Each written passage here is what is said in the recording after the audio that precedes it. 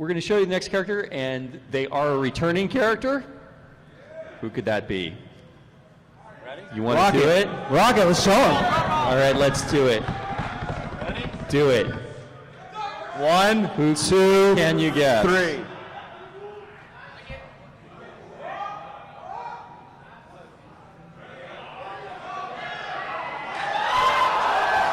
That's right. Go to the next slide, please. Maya is our next returning character. As you can see, some of the things we had to do with Maya, we're not set in the past anymore like KI2 was. So we've changed a little bit of her backstory, but you can be sure she's bringing back an amazing, fast, rush-down, dagger-based combat game.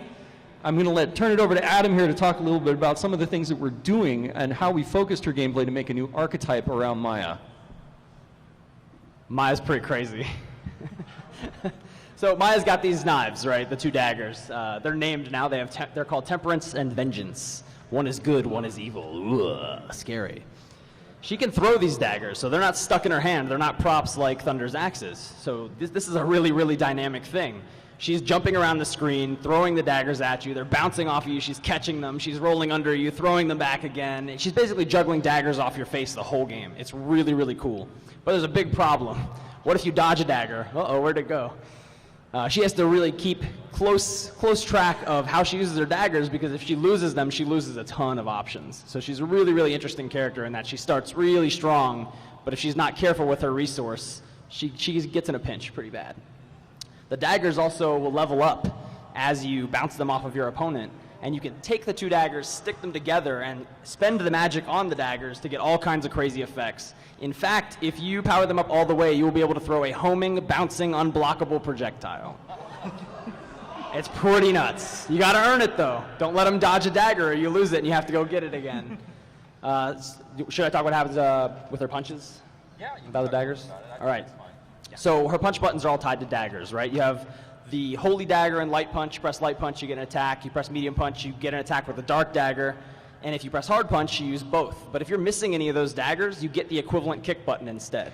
Yeah. So you lose options big time. And her punch normals are pretty great. So you lose a ton of stuff. Really, really, really need to play risk reward with her.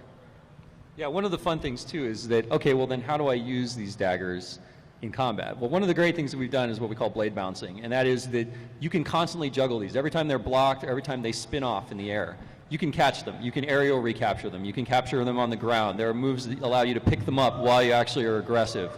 Maya is a total beast that is just constantly putting projectiles into your face, bouncing, catching them, throwing them back at you, and basically playing boomerang with 2 different daggers.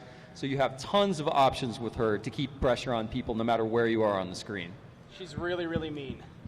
Yeah. And for a preview too, you want to go to the next one? Let's talk a little bit about her stage.